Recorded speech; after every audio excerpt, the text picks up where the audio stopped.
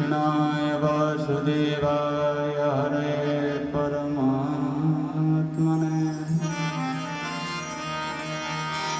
प्रणताक्लेशनाशाय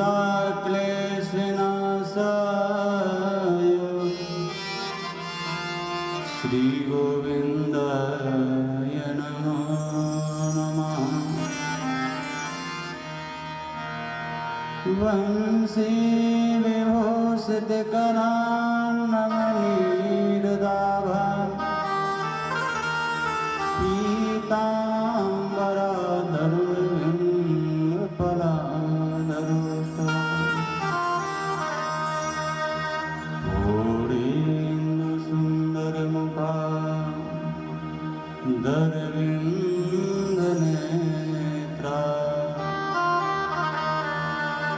कृष्णात् परं किमपि तत्त्वमहं न जाने।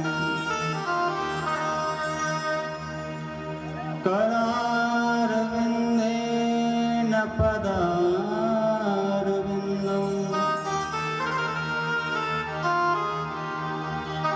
मुखारविन्देन विनिवेशयन्तम् वटस्य पत्रस्य कुटेशयानं बाणं मुकुन्दं मनसा स्मरामि। नारायणं नमस्कृत्य नरं चैव नरोत्तमं देवीं सरस्वतीं व्यासं ततो जयमुदीरये।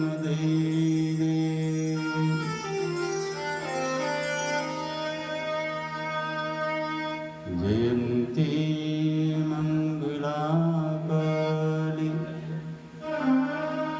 भद्रकाली कपालिनी दुर्गा क्षमा शिवा धात्री स्वाहा स्वधा नमोस्तुते। जय जय श्री राधारमण जय जय नवल किशोर जय गोपी चितचार्य जय जय माखन चोर। प्रेम से बोले वृंदावन बिहारी लाल की जय। श्रीमद्भागवत महापुराण की जय हो। श्री राघव सरकार की जय हो। श्री हनुमान जी महाराज की जय हो। शंकर भगवान की जय हो। दुर्गे महारानी की जय हो। जय जय श्री राम।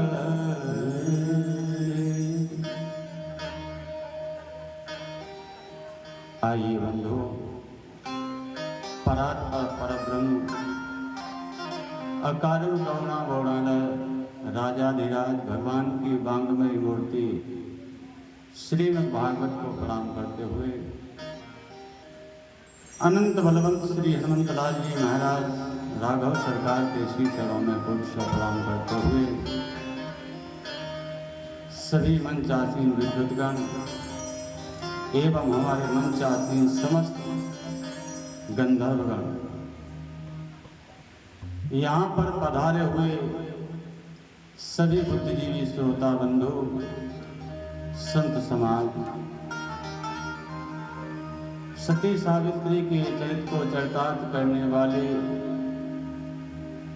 वंदनीय देवी स्वरूपा माताएं एवं बहनें एवं सभी प्यारे और सभी बच्चे बंधु, भगवान की कथा सुनना बड़ा दुर्लभ है। दुर्लभ कैसे? भाग्योदयेन बहुजन्म समर्जितेन संगमं च लभते पुरुषो यदा वै अज्ञान हेतु कृतमोहमदान्धकारं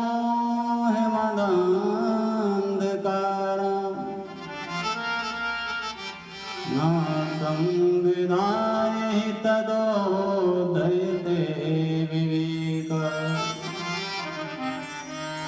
जब हमारे जन्म जन्मांतर के पुण्यों का उदय होता है और भगवान की कृपा होती है, तभी हमें भगवत चर्चा अपने कानों से सुनने को मिलती है। सर्वप्रथम मंगलाचरण क्यों किया जाता है? मंगलाचरण है क्या? जब तक हम जीवन में मंगलाचरण नहीं करेंगे तो मंगल हमारा जीवन नहीं हो सकता है। भैया इसको कम करो, ये भरना रही आवाज। हेलो, भर रही आवाज। Hello hello, Shri Radhe. ठीक है, इतना वॉल्यूम चाहे कम कर दो, लेकिन समझ में आए यहाँ पर बैठे सब लोगों को। तो जब हम मंगलाचरण से कोई भी कार्य प्रारंभ करते हैं तो उसमें मंगल ही मंगल होता है। जीवन में मंगलाचरण अति आवश्यक है।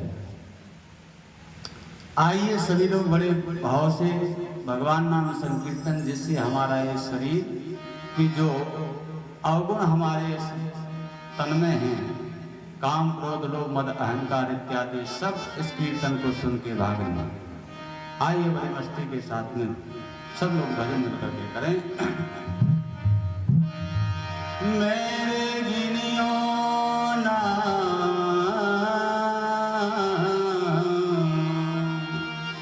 मेरे गिनियो मेरे गिनियो ना अपराध लाडली श्री राधे मेरे गिनियो ना अपराध लाडली श्री राधे मेरे गिनियो ना अपराध लाडली श्री राधे मेरे गिनियो ना अपराध लाडली श्री राधे। ओ मेरे गिनियो ना अपराध लाडली श्री राधे लाडली श्री राधे लाडली श्री राधे लाडली श्री राधे लाडली श्री राधे मेरे गिनियो ना अपराध लाडली श्री राधे मेरे गिनियो ना अपराध श्री राधे। मस्ती के साथ झूमते हुए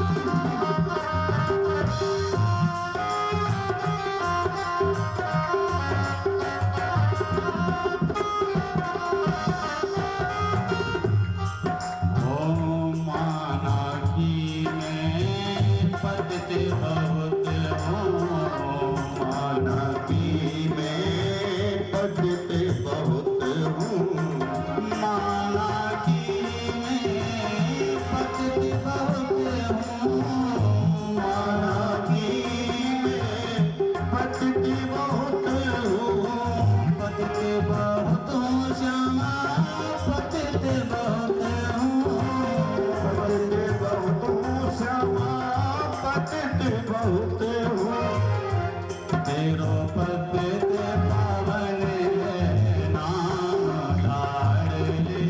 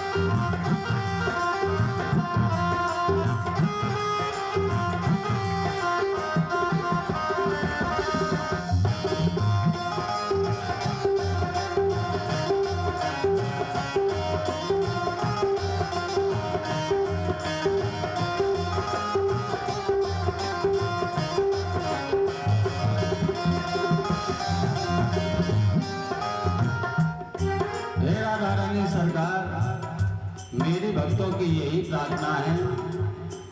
ओ अष्ट सखिन में कोटि गोपिन में, अष्ट सखिन में कोटि गोपिन, अष्ट सखिन में कोटि गोपिन में, अष्ट सखिन में कोटि गोपिन में, अष्ट सखिन में श्यामा कोटि गोपिन में, अष्ट सखिन में श्यामा कोटि गोपिन में, कहीं लिखी जो मेरो नाम लाडली श्री राधे, गिरियो नाम अपरा लाडली श्री राधे।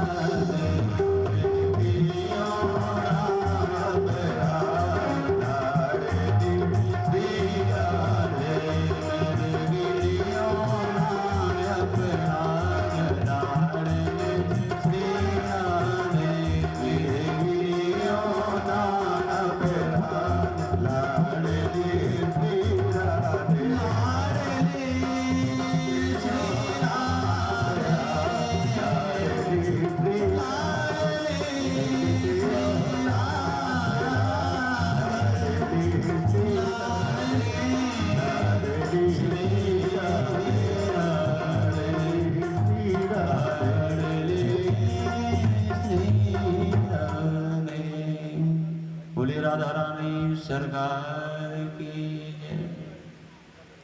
आइए बंधु, हम कथा कैसे सुने, कैसे कथा को सुनना चाहिए। देखो, शरीर से कथा नहीं सुनी जाती है, कथा सुनी जाती है मन से। अगर आप कथा में बैठ कर के तुम्हारा मन कहीं और चला जाए तो क्या कथा तुम्हें समझ में आएगी? क्योंकि कथा शरीर नहीं सुनता है, कथा मन सुनता है। और अगर हमारे मणिराम जी शरीर के अंदर नहीं है, कहीं और घूमने के लिए चले गए, तो कथा समझ में नहीं आएगी। बोलो राधे राधे, जोर से बोलना पड़ेगा राधे राधे। तो कथा तभी समझ में आएगी जब हमारा मन हमारे शरीर में स्थिर रहे। एक व्यक्ति सुनार के पास गया मूर्ति खरीदने के लिए। तो मूर्ति खरीदने के लिए गया, दुकान पर पहुंचा, उसने कहा मुझे भगवान कृष्ण की मूर्ति चाहिए। सुनार ने भगवान कृष्ण की मूर्ति, 2 मूर्ति दिखाई। तो बोले इनके दाम क्या है? तो सुनार ने कहा कि भैया एक का दाम है 500 रुपये, एक का दाम है 1000 रुपये। बोले एक का 500 है, एक का 1000 है। उसने देखा कि मूर्ति दोनों एक सी है, मूर्ति में कोई अंतर नहीं है। उस सुनार से पूछा भैया मूर्ति एक सी है, इनमें अंतर क्या है? सुनार कहने लगा भैया देखने में दोनों एक हैं, कोई अंतर नहीं, जितना इसमें सोना है उतने इसमें सोना है। फिर भैया इसकी कीमत ज्यादा क्यों है? उन्होंने जैसे ही एक धागा लिया, उस एक जो 1000 वाली मूर्ति थी उसके कान में से धागा डाला, तो वो धागा सीधा पेट में चला गया। तो बोले ये है 1000 की। अब दूसरी मूर्ति उठाई और दूसरी मूर्ति में वो धागा डाला, तो धागा इस कान से डाला, इस कान से निकल गया।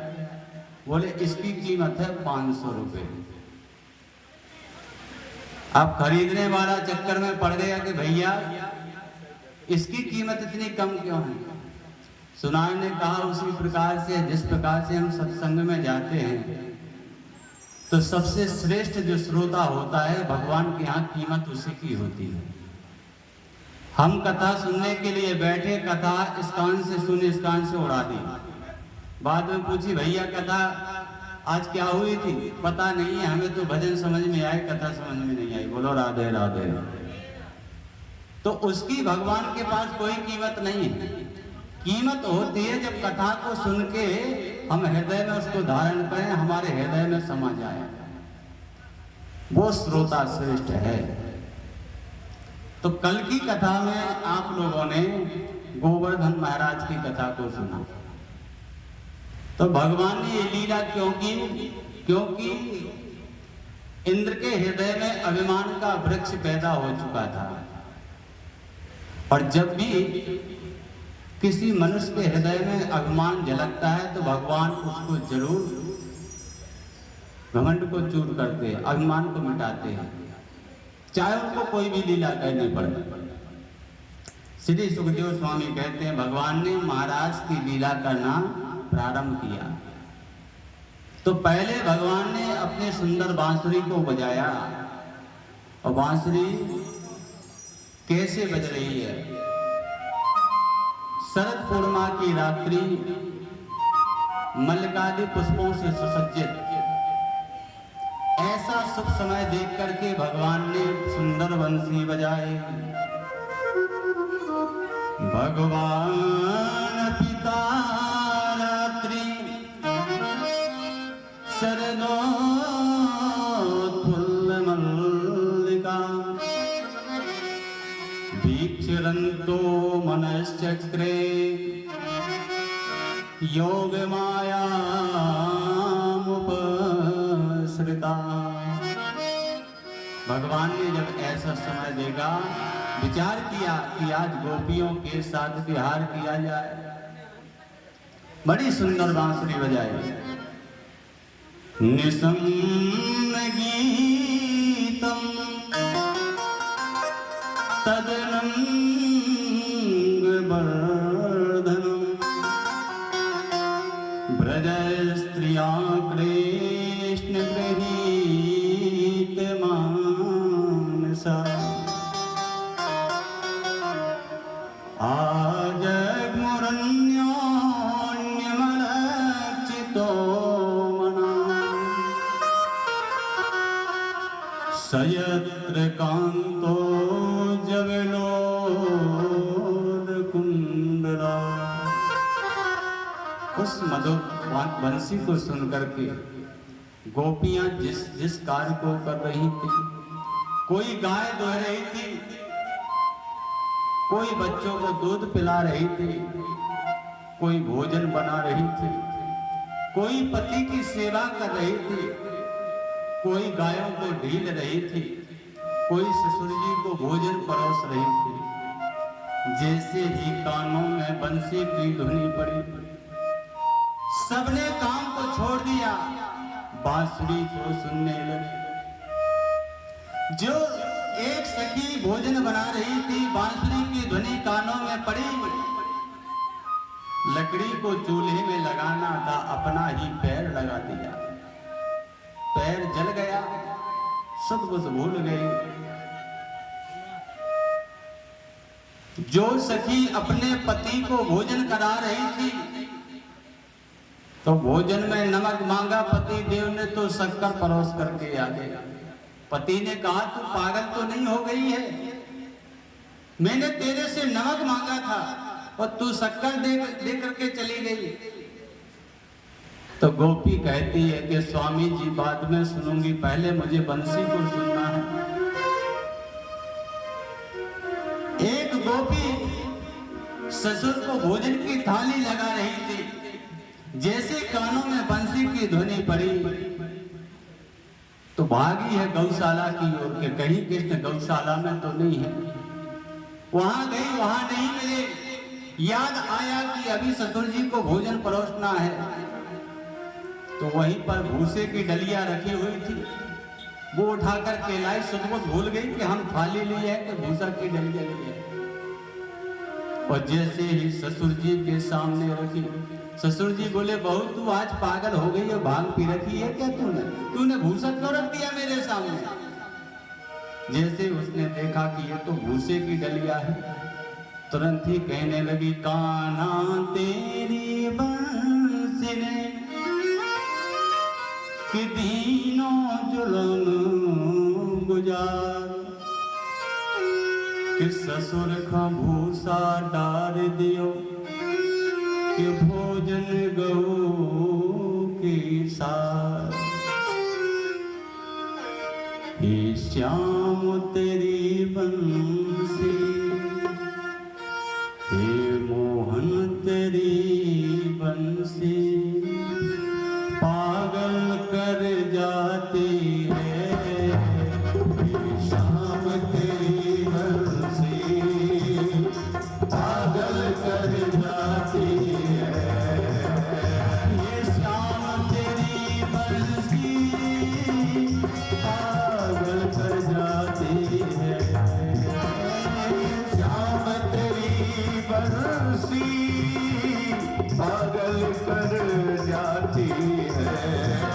मुस्कान तेरी मोहन, मुस्कान तेरी मोहन, घायल कर जाती है। मुस्कान तेरी मोहन, घायल कर जाती है।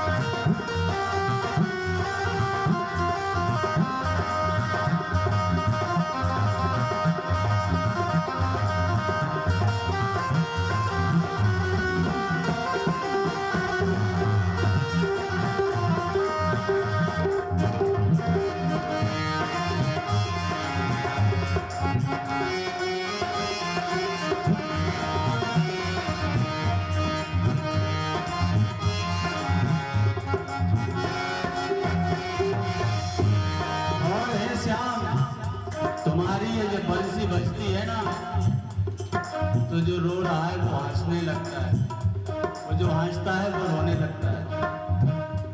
ये श्याम तेरी बंसी, पागल कर जाती है।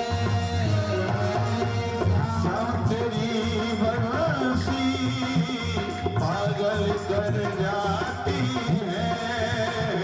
मुस्कान तेरी मोहन,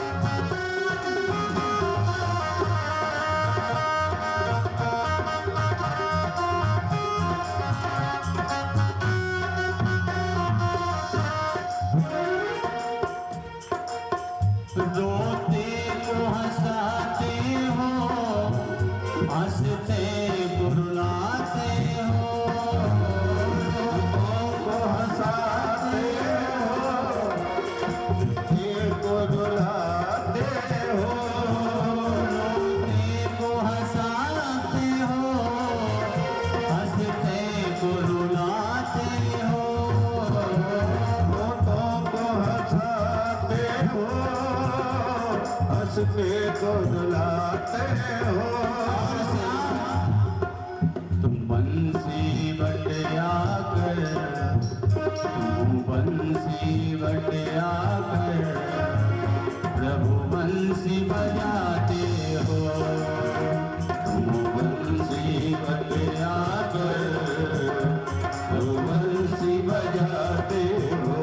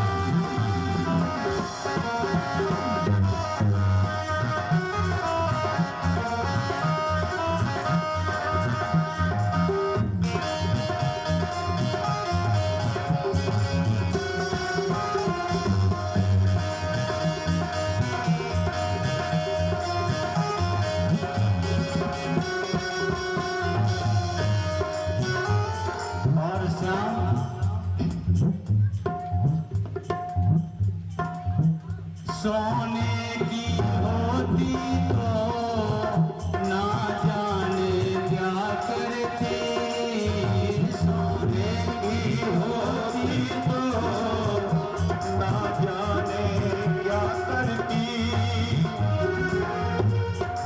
श्याम सुंदर जब बांस की होकर के इतने लोग पागल हो जाते हैं, और जब तेरी ये बंसी सोने की होती तो क्या कमाल करती। इसलिए श्याम सोने की होती तो ना जाने क्या करती, सोने की होती तो ना जाने क्या करती।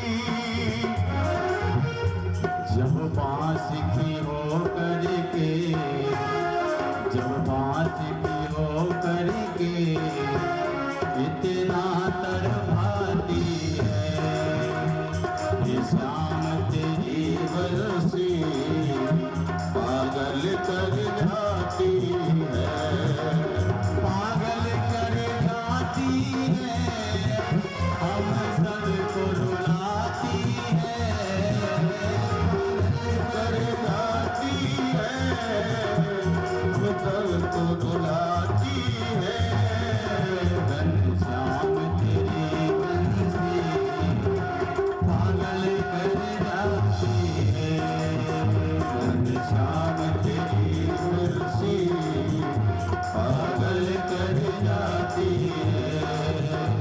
मुस्कान तेरी मोहन घायल कर जाती है, मुस्कान तेरी मोहन घायल कर जाती है, घायल कर जाती है, घायल कर जाती है। आज बांसुरी को सुनाया, सारी गोपिकाएं भाव विह्वल हो गई। पति को सेवा कर रही थी, पति की सेवा का परित्याग कर दिया, भागी। पति ने पूछा तू कहाँ जा रही है? गोपी कहती है कि बाद में बताऊंगी। ऐसे अपने अपने काम को छोड़ करके भागी हैं जहां पर भगवान बंसी बजा रहे थे। गोपिकाएं जब भगवान के पास पहुंची तो गोपियों को देख करके भगवान कहने लगे, गोपियों स्वागतम भो महाभागा, प्रियं किं करवाणि वै, वृद्धस्यानां मयं कश्चित् ब्रूतागमनं कारणम्। भगवान कहने लगे, गोपियों आप लोग आई, हमें बड़ी प्रसन्नता हुई है, हम स्वागत करते हैं सभी का, लेकिन ये घोर रात्रि में आपका आना मुझे समझ में नहीं आ रहा है। रजन ने शाम घोर रूपा घोर सत्वान सेविता प्रतियात्र ब्रजं स्नेहं स्त्रियं स्त्रीभिः सुमध्यमा। गोपियों में आपको एक बात बताऊं, इस घनघोर रात्रि में स्त्री को घर से बाहर नहीं निकलना चाहिए। आप देख रहे हैं कितनी घनघोर रात्रि है, और मैं देख रहा हूं कि आप सभी अपने अपने पतियों की सेवा का परित्याग करके आई हो हमारे पास। ये आपने अच्छा नहीं किया, क्योंकि पति ही पत्नी के लिए सर्वस्व होता है देवी। प्रथम कर्तव्य पत्नी का है कि पति की सेवा करे, उसी की सेवा से उसको परम धाम की प्राप्ति होती है। सारे सुख वैभव पति से ही मिलते हैं, सेवा से। और आपने ये क्या कर दिया, पतियों की सेवा का परित्याग करके मेरी बांसुरी को सुनने के लिए चली आई। गोपियों, हम आपको एक पतिव्रता धर्म की कथा सुनाते हैं, सुनिए। भगवान कहने लगे कि एक दोनों पति पत्नी बड़े प्रेम से रहते थे। पति काम करके बाहर से लौटा, थका हुआ था, और आकर के आंगन में पत्नी चावल बीन रही थी। आकर के बैठा, मनोविनोद की बातें होने लगी। पति को नींद आ गई, वो पति पत्नी की गोदी में सो गया। देवियों, पति सो गया, उसी का बालक आंगन में खेल रहा था, और आंगन ही में एक चूल्हा जल रहा था। पति गोदी में लेटे हुए हैं, चावल बीन रही है। जैसी गोपी उसने देखा कि मेरा बालक धीरे धीरे धीरे धीरे धीरे धीरे उस अग्नि कुंड की ओर बढ़ रहा है, तो वो विचार करती है कि अगर हम बालक को बचाने के लिए जाते हैं तो पति गोदी में सो रहे हैं, अगर मैं उठती हूं तो पति की नींद भूल जाएगी, पति पर धर्म नष्ट हो जाएगा। आंखों में आंसू है उसके, कह रहे प्रभु अब आप ही रक्षा करो, हम पति की नींद में व्यवधान नहीं डालेंगे, पति जाग जाएंगे, हमारा धर्म नष्ट हो जाएगा। बेचारी आंखों में आंसू भरे हैं, आंखें बंद कर ली उसने। धीरे धीरे उसका वो बालक अग्नि कुंड के पास पहुंचा, अग्नि कुंड में चला गया। जैसे उसने देखा कि बालक अग्नि कुंड में चला गया, आंखें बंद की, हृदय पर हाथ रखा, अगर मेरा सच्चा पतिव्रत धर्म हो तो मेरा बालक सुरक्षित उस अग्नि कुंड में निकले। तो गोपियों, जैसे उसने उस पत्नी ने देखा अपने बालक को, तो बालक उस अग्नि में खेल रहा था। तो गोपियों, हमारा